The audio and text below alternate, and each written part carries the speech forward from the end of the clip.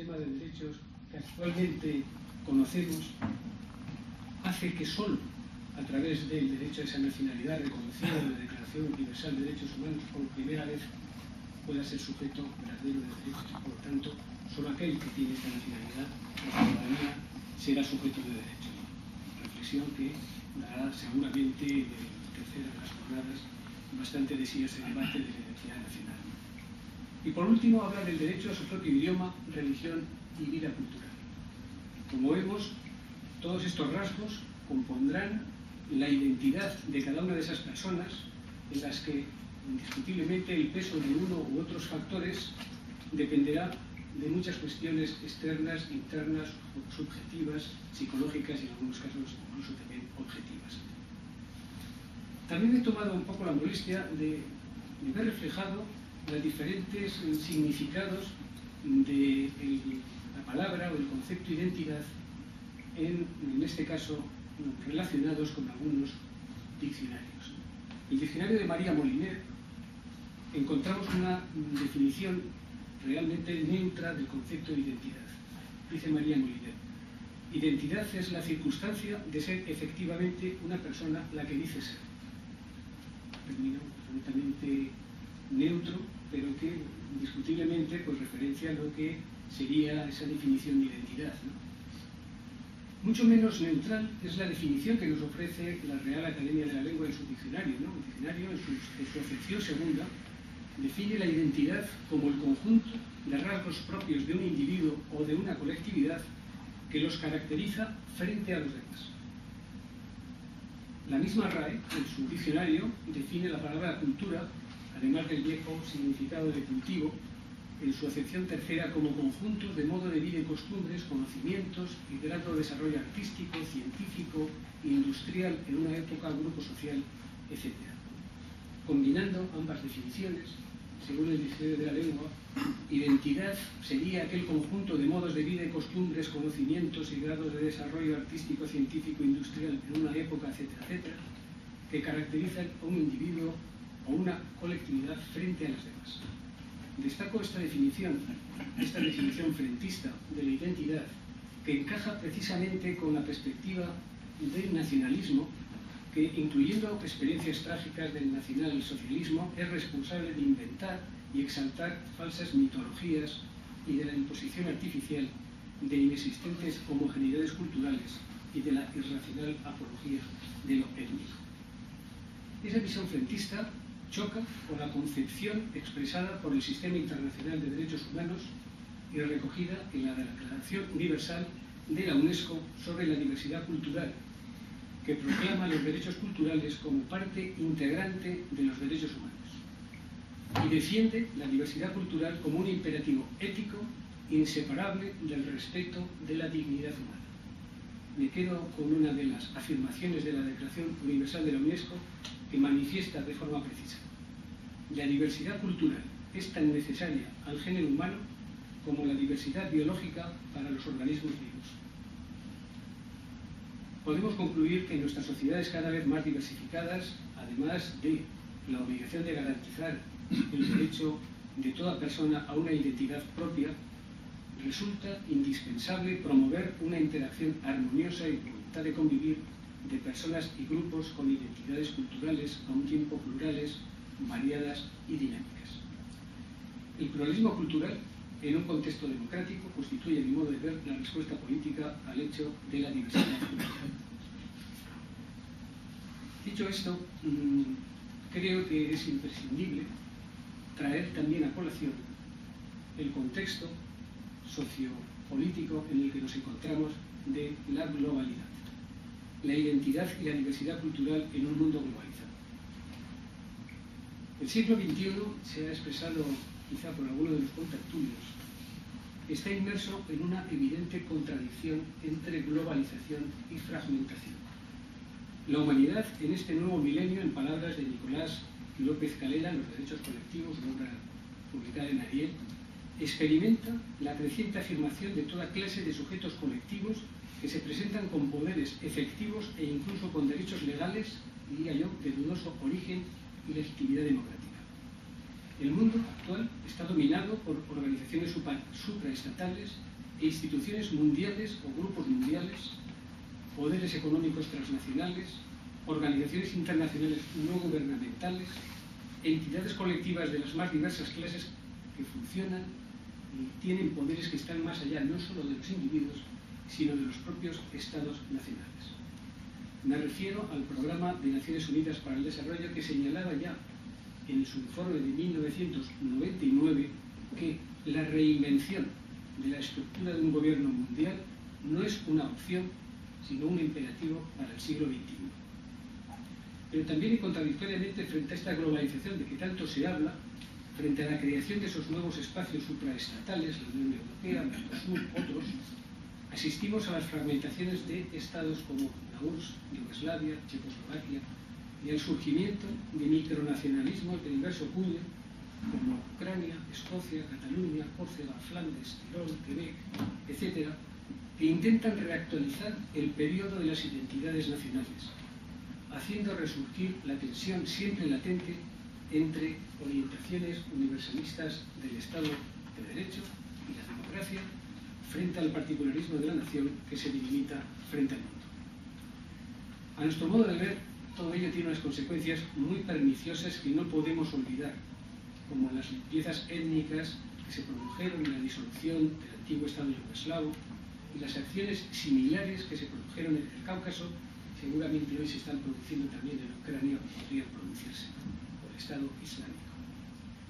Evidentemente, tal proceso contradictorio dificulta enormemente el avance de la necesaria reinvención de esa estructura de gobierno mundial que ya se reclamaba por Naciones Unidas en 1999. Paradójicamente, todo este proceso de globalización no comprende la globalización migratoria. La liberísima circulación de capitales, de bienes culturales, tecnológicos e incluso estructura de gobierno no se acompaña del derecho de las personas a migrar a otros espacios con mayores expectativas de bienestar. Sin embargo, y pese a todo ello, y aun constatando la inexistencia de esa globalización migratoria, la interacción actual entre países y los pueblos es más profunda que nunca antes. Las exportaciones mundiales han sufrido un importante incremento. No va a dar las cifras, podemos comentarlas después. La inversión extranjera directa, así como el movimiento diario de los mercados de divisas, crece exponencialmente. Lo hicieron también las ventas transfronterizas de bonos del Tesoro. La gente viaja mucho más y pese a las restricciones estrictas, la migración internacional actual sigue creciendo. Actualmente podemos hablar de cerca de 400 millones de migrantes internacionales y más de 1.000 millones de personas migrantes internacionales y también en migraciones internas o migraciones regionales, ¿no? Asimismo, las remesas de los trabajadores siguen incrementándose. La comunicación en su conjunto, desde luego, atraviesa unos momentos de intercomunicación que nunca antes existieron. Ante esa nueva realidad, el reto actual en la gestión de las diversidades culturales son precisamente los procesos de integración de estas sociedades, cada vez más multiculturales o pluriculturales, cada vez, en las palabras de lo que estamos hablando, con mayores diversidad e identidades culturales. Algunos criterios a tener en cuenta en ese proceso de integración. En primer lugar, que la integración no es mera asimilación, no es equivalente a asimilación. El proceso de integración debe tener un carácter bidireccional entre inmigrantes y autóctonos, inmigrantes e instituciones, y exige un esfuerzo conjunto en la misma dirección. Supone equiparación, igualdad en derechos y deberes. La multiculturalidad implica la existencia de códigos de conductas y sistemas normativos en muchas ocasiones incompatibles. Por ello, en las actuales sociedades multiculturales late un germen siempre de conflicto que estalla en bastantes ocasiones en tensiones étnicas, lingüísticas, culturales y religiosas. Únicamente será asumible aquella diversidad que respete los derechos humanos. En ocasiones evoluciona incluso contra todas las demás. Creo que antes José Luis se refería a ello. Reacciona contra las demás y espera el momento de debilidad de las otras para imponerse. La historia, yo creo que no es una cuestión actual, también es una cuestión de la historia y no es muy alejada de nuestra propia historia en España, este enfrentamiento, esta confrontación ya se ha dado en varias ocasiones, ¿no?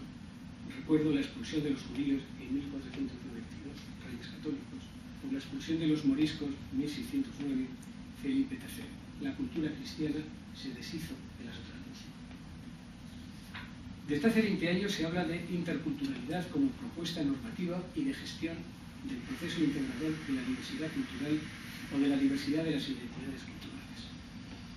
En el Sistema Internacional de Derechos Humanos, la Declaración de la UNESCO sobre protección y promoción de la diversidad de las expresiones culturales, de 20 de octubre de 2005, define la interculturalidad como la presencia e interacción equitativa de diversas culturas y la posibilidad de generar expresiones culturales compartidas, adquiridas por medio del diálogo y de una actitud de respeto mutuo.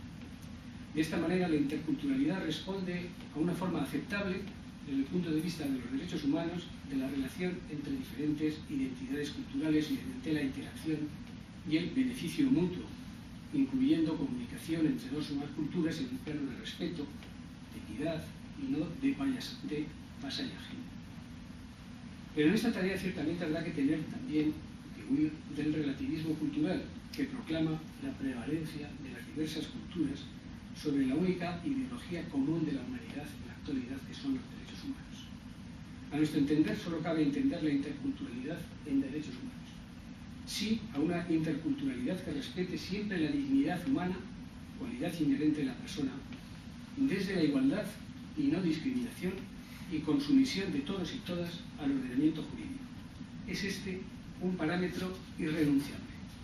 Las tradiciones culturales, algunas menos que otras, son insuficientes para proteger la dignidad humana. No todas las prácticas culturales son protegibles según el derecho internacional de los derechos humanos. La discriminación de la mujer, trato personal indigno, la esclavitud de algunas culturas.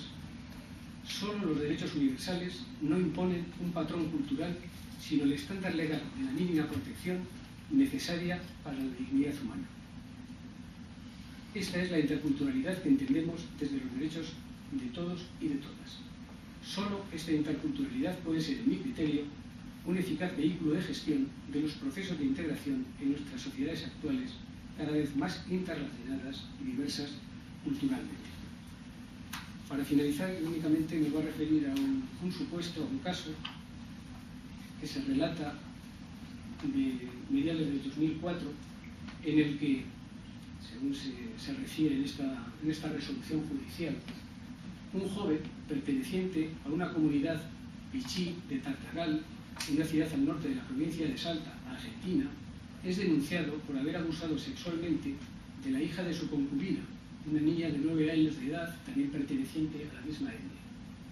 Para el denunciado, José Fabián Ruiz, la justificación de tal acto deriva de una costumbre ancestral de la comunidad, según la cual el hombre bichí que convive con una mujer de la misma etnia puede también tener relaciones con la hija de esta, siempre y cuando no sea su propia hija. Si bien en un principio Ruiz fue procesado, la justicia argentina en este caso anula el proceso por entender que la identidad cultural, que la cultura de ese momento, esta persona se sobrepone y por lo tanto debe ser respetada y garantizada por el Estado argentino. Recurrida ante el Tribunal Internacional Americano, sienta una doctrina en la que, anulando la doctrina argentina, señala que se debe aceptar las consideraciones culturales, que las consideraciones culturales deben ceder cada vez que entran en conflicto con los derechos humanos, en virtud de las pautas interpretativas que otorga la Convención Americana sobre Derechos Humanos, y según las mismas, ante un conflicto de preeminencia entre disposiciones de derecho interno y de derecho internacional en el campo de los derechos humanos, debe elegirse aquella interpretación que amplíe y no la que restrinja el goce de los derechos tutelados. Estamos hablando del año 2004, no estamos hablando de siglos pretéritos, sino muy actuales, donde el debate en cuestión entre culturas, identidad cultural y derechos humanos sigue existiendo. Bueno, pues muchas gracias a los cuatro. Yo he estado aquí escuchándoos ensimismado y la verdad es que nos hemos pasado bastante de tiempo. Si os parece, lo que podríamos hacer ahora es abrir el debate también al público para que puedan presentar. Sí. Digo una cosa, ¿y cómo no se le ha escuchado a los demás como usted? No sé, los micrófonos estos deben de estar bastante fastidiados. Porque al cuarto y quinto, pues la verdad es que ha habido que estar aquí con el oído. Yo no he entendido bien. Bueno, independientemente, yo creo que lo que sí que hemos oído es que hemos puesto un montón de cosas encima de la mesa.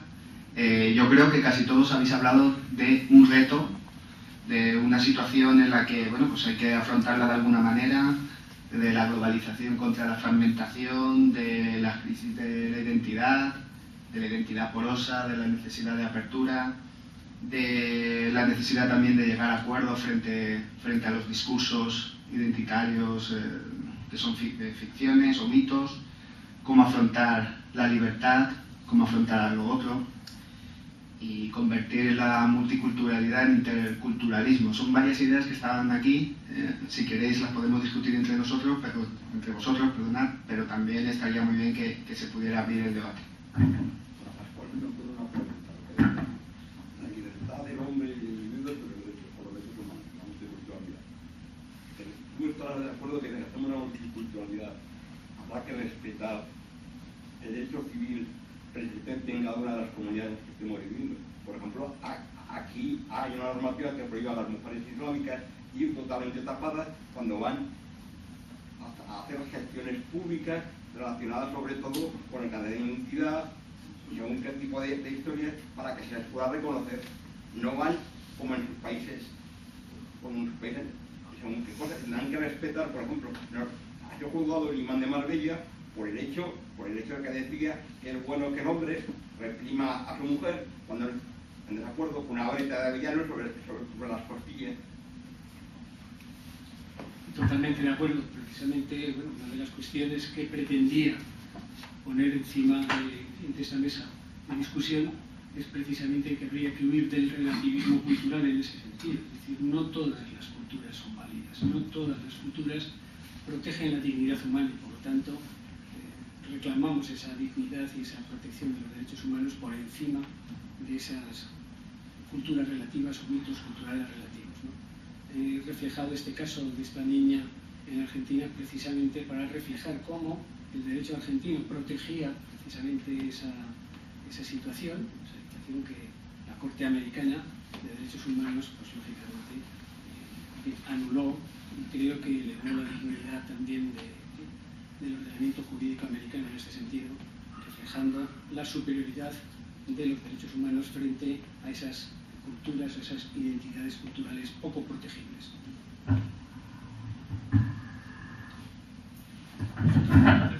Este tema, yo te recordaría, ¿hay alguna cultura de protección? Yo recordaría la tesis esta de Benjamin, ¿no? Todo documento de cultura es un documento de barbarie. ¿Por qué hay unas culturas que son mejores que otras? ¿Qué es lo que hace una cultura merecer perpetuarse en el tiempo? ¿Cuántos muertos ha dejado a sus espaldas? Lo dejaría simplemente aquí. Bueno, si yo digo... Esto es una pena, ¿eh? No, Ponía el fondo una pena. Bueno, vamos a acercar un poco el micro para que se nos oiga. hay que... Yo trabajé en la UNESCO en ese periodo que estaba ese gran debate de diversidad, multiculturalismo, interculturalidad, etc.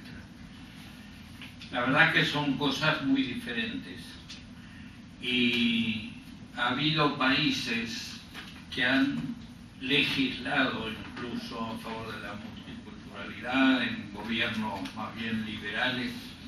Hay una experiencia canadiense muy interesante, una experiencia australiana, pero duraron poco esas experiencias, pero se intentó establecerlo de una manera legal, incluso organizando sistemas dentro de la propia sociedad, instituciones para plasmar esa realidad multicultural, especialmente en el caso de Australia y Canadá, como digo.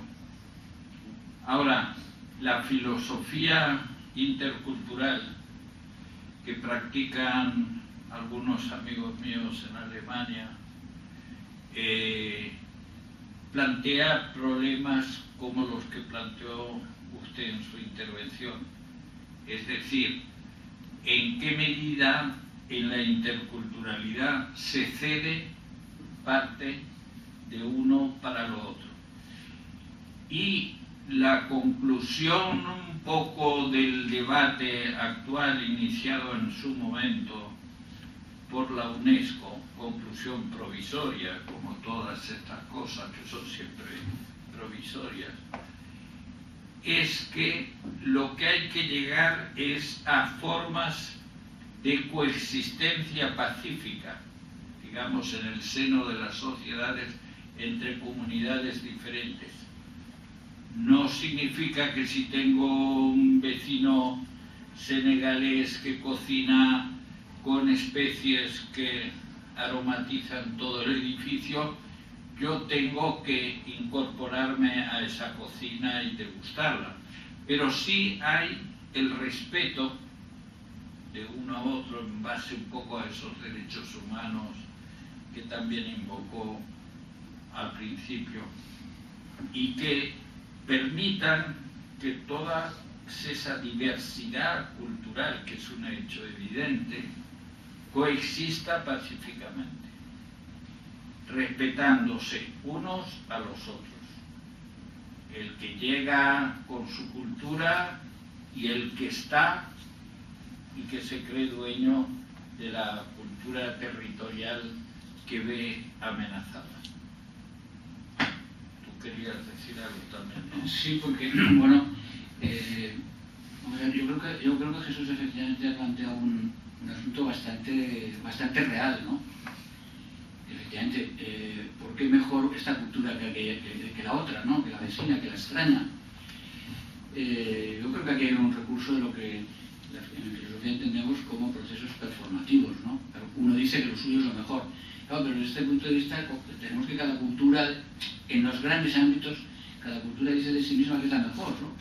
Y bueno, esto a nivel, claro, el más claro posiblemente sea el nivel religioso, pero bueno, a nivel nacional está ocurriendo exactamente lo mismo, ¿no?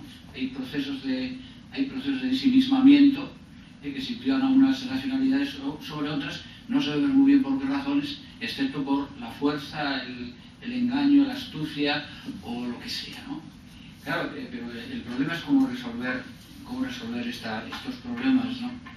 Rorty, por ejemplo, recordarán posiblemente cuando los atentados de las Torres Gemelas, escribió un artículo bastante, bueno, que levantó bastantes ampollas en Estados Unidos, bueno, yo creo que en todo el mundo, porque también se publicó en Europa y concretamente aquí en un periódico de difusión nacional, en un periódico entonces de mayor difusión, porque él argumentaba que, bueno, que al fin y al cabo había sido una respuesta a una serie de ofensas por parte de la cultura central, la cultura occidental. Bueno, y dejaba el asunto así abierto, ¿no? Bueno, pero todos sabemos que Rorty no pensaba exactamente eso, porque en otros momentos, y en este sentido yo estoy de acuerdo con el contenido de las conclusiones de Pascual Aguelo, ciertamente Rorty luego tiene que optar, se ve en la necesidad de optar entre los distintos universos culturales, ¿no?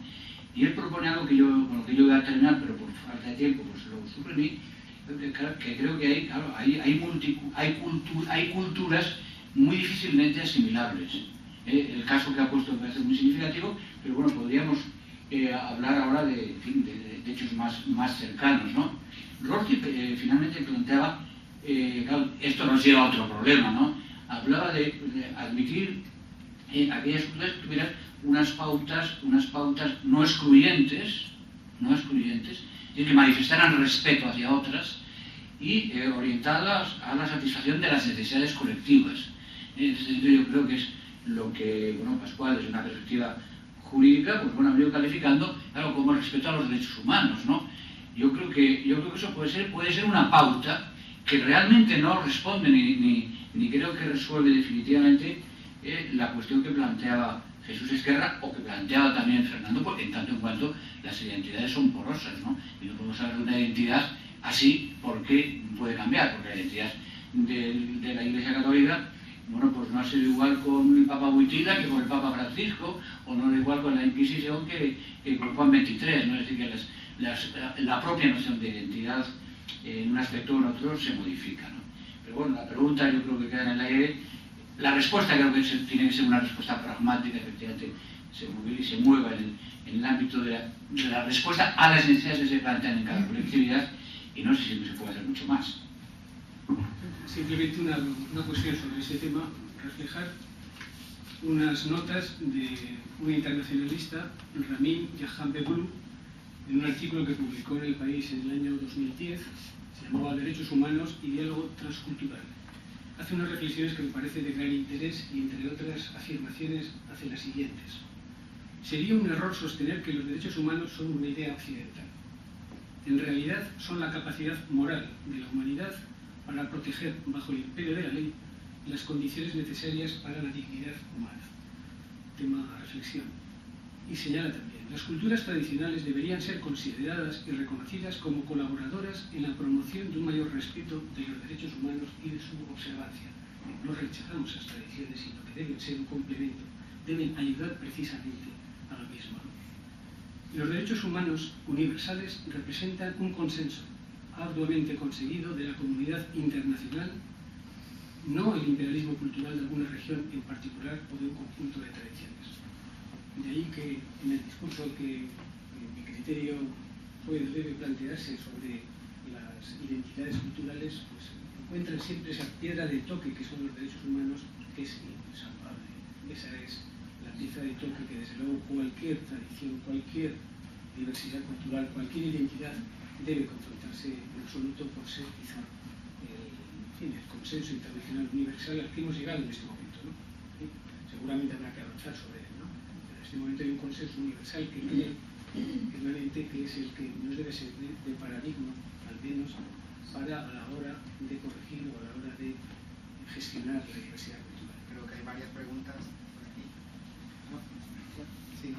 Sí, no, un comentario a Pascual. Hubo un caso semejante aquí hace un par de años con un boliviano acusado de estupro y la argumentación era cultural también, en el sentido que la edad de la menor, pues en el sitio de donde venían, pues, y se falló, por supuesto, a favor de la menor atendiendo a esta violencia. Como psicoanalista hay una expresión que fundan los psicoanalistas estos franceses que se llama extimo, que es que lo íntimo es lo más exterior al ser humano, ¿no? Entonces inventaron esta palabrita para dar cuenta de esta especie de que somos extranjeros para nosotros mismos. Entonces, el tema de la identidad fundamentado en esta constitución de lo humano, donde yo, por decir así, si no tengo a alguien, sea un espejo, una persona, no me puedo ni mirar la espalda, es lo que nos hace humanos y es también la fuente de nuestros conflictos con nosotros mismos, porque si no, no seríamos un objeto, y con el otro. Sobre el tema de qué cultura es mejor, no hay mejor, hay la que gana. Y se terminó. Históricamente, es decir, nosotros no criticamos a los griegos porque eran esclavistas. Lo que sí podemos condenar es un vecino que tenga esclavizado, yo que sé, a su mujer, a la persona de servicio, a lo que sea. Y luego tenemos que saber también que no hay culturas mejores, pero nosotros nos beneficiamos. Esto de que los derechos humanos son universales